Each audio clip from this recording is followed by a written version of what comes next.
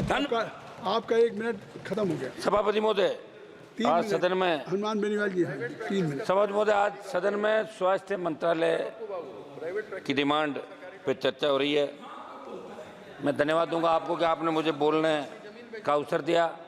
आज बहुत बड़ी आवश्यकता है कि अंतिम छोर पर बैठे व्यक्ति को भी समुचित इलाज मिले। सुप्रीम कोर्ट ने कहा था कि सरकारी अस्पतालों और निजी अस्पतालों में इलाज की दरों में असमानता को लेकर गहरी चिंता व्यक्त करके सुप्रीम कोर्ट ने 14 वर्ष पुराने क्लिनिकल स्थापना नियम को सही से लागू नहीं करने के मामले में आपकी सरकार को फटकार भी लगाई थी। मेरी आपसे मांग है कि महानगरों, शहरों में, कस्बों में इलाज के लिए एक मानक दर तय करना है तो आप आवश्यक कदम उठाएं। सुप्रीम कोर्ट ने भी ये कहा है कि स्वास्थ्य नागरिकों का मौलिक अधिकार और केंद्र सरकार इस पर अपनी जिम्मेदारी से नहीं बच सकती।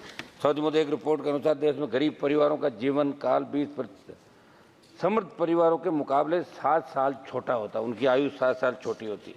सभापति महोदय, दुर्लभ बीमारियों और महंगे इलाज इस सदन के अंदर बहुत सी चर्चा हुई। स्वास्थ्य को लेकर भी पक्ष विपक्ष सब लोगों ने अपनी पीड़ा व्यक्त की। हर व्यक्ति चाहता है कि हमारा हिंदुस्तान सुरक्षित हो, स्वस्थ हो। और आजकल जो हार्ट अटैक और ब्रेन स्ट्रोक से जो मौतें हो रही है लगातार, छोटी आयु की 18 साल, 25 साल, 35 साल, 40 साल, चिंता का विषय कि आखिर ये मौतें क्यों हो रही है, इसको लेकर भी लोग चिंतित है।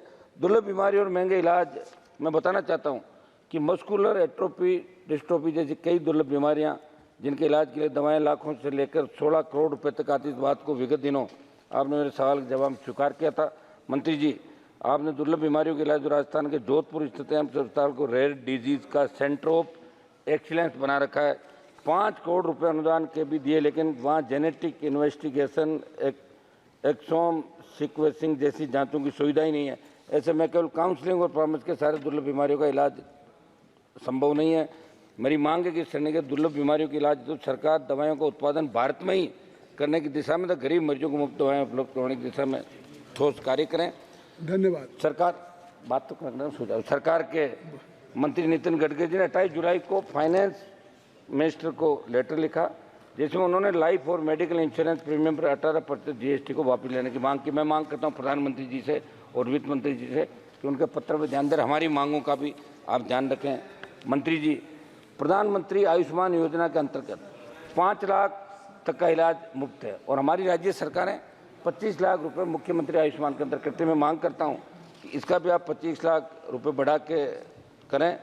निजी अस्पतालों में बहुत लूट मचा रही, इस पर लगाम लगाओ। और कई निजी, 1 मिनट में समाप्त करूँगा सर, निजी अस्पताल आयुष्मान कार्ड के डाटा लेकर मिलीभगत से फर्जीवाड़ा कर पैसे उड़े, इसकी जाँच कराए। मंत्री जी, आप जवाब दे तो जरूर बताएं कि एक रिपोर्ट के अनुसार भारत में 5,23,000 लोगों की मौत हुई और WHO के अनुसार भारत में 47 लाख लोगों की मौत हुई।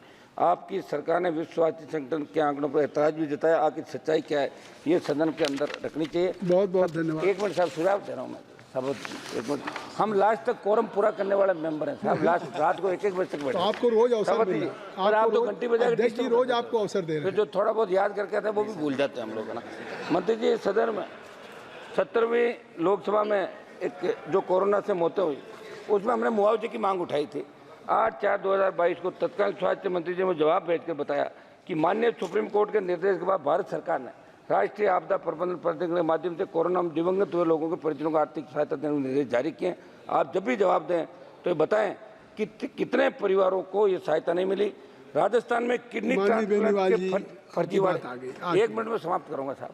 प्लीज 1 मिनट आप दें, आप बैठे तो कम से कम 1 मिनट का समय दें साहब। राजस्थान में किडनी ट्रांसप्लांट के फर्जीवाड़े की गूंज देश के अंदर रही।